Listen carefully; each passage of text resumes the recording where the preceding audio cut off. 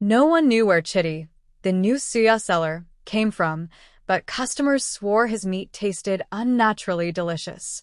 He had arrived from Port Harcourt to the quiet town of Akperi with nothing but a grill and a dream. His wooden stand sat at the corner near the main market. At first, people ignored him. But then one Saturday evening, a university student named Chidi decided to give his Suya a chance. The next day, Chidi returned with 5 friends. Within 10 days, the entire town was talking. People claimed the aroma alone could awaken a sleeping appetite. The beef melted on the tongue. The spice blend danced perfectly between heat and flavor. The taste was irresistible, almost hypnotic. Before long, customers arrived from surrounding communities. The line at Chidi's stand grew so long that other food vendors began complaining about declining profits. Chidi worked quietly, never argued with anyone, and wore a perpetual half-smile. People noticed his stand remained open impossibly late. Even past midnight, smoke curled from his grill. When asked why he worked so late, he would chuckle and say, "Money never sleeps, my friend. Success requires sacrifice." Within 4 months, Chidi purchased a used Toyota Camry. 2 months later, he acquired a newer Honda Accord. Then, barely 6 months after arriving, construction began on an imposing 2-story building. The structure rose with suspicious speed, as though money flowed like a river. The townspeople congratulated him enthusiastically. "Chidi, you embody what determination achieves," they declared. He would respond with practiced humility. "Nagato. I just try my best." But beneath those rehearsed words existed secrets nobody suspected. For months after Chidi's arrival, a young mechanic named Tund vanished. He had left to repair a generator in a neighboring village but never returned. The next month, a girl called Blessing who sold fried plantain near the transport park also disappeared without explanation. Whispers began circulating. Some blamed kidnappers. Others muttered about ritualists from the city. The police investigated briefly but found nothing. Yet life continued and, paradoxically, people consumed even more of Chidi's Suya. The taste proved impossible to resist. Even those who had sworn off street food found themselves at his stand, their fears dissolving the moment that distinctive aroma filled their nostrils.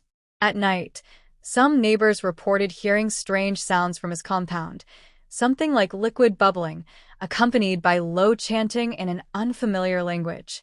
When confronted, Chidi would laugh and explain, "My generator day misbehave.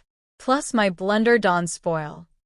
Within 8 months, Chidi had become the wealthiest young man in Akperi. He dressed in expensive clothes, drove prestigious cars, and his mansion dominated every conversation. Mothers envisioned him as their daughter's ideal husband. Elders suggested he should run for office. He was Akperi's golden example. Then Ngozi entered his world. She was a radiant young woman who had recently completed training as a hairstylist. Her smile could brighten the darkest mood. Their first meeting happened at Chidi's Suya stand when she bought food for her younger sister. Chidi noticed her immediately.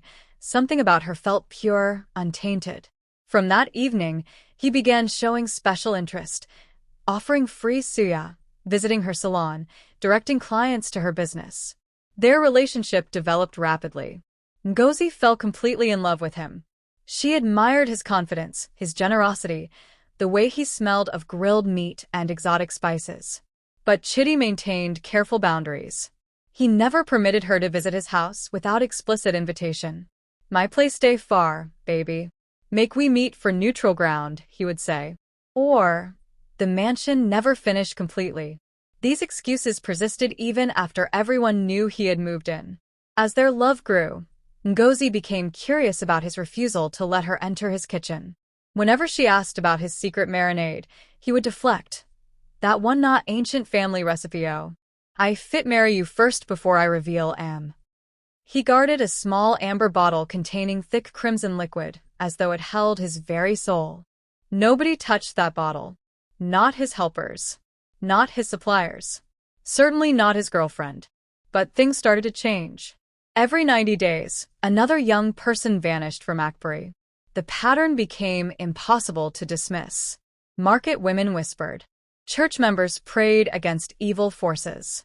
Some even mentioned Chidi's name quietly, though nobody dared speak accusations openly. After all, he contributed to church funds, supported widows, and sponsored the football academy. How could such a benefactor be connected to darkness? Still, something troubled Ngozi's spirit. Some days, Chidi's eyes appeared vacant, almost lifeless. Some nights, he would stare into space, his head tilted as though listening to voices only he could hear.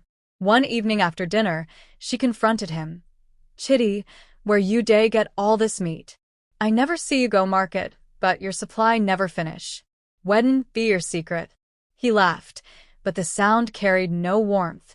His eyes remained cold even as his voice stayed smooth. "My love, no worry yourself. I get special suppliers, very special arrangement. Very special people." His answer sent ice through Ngozi's veins, but she forced a smile to hide her growing fear.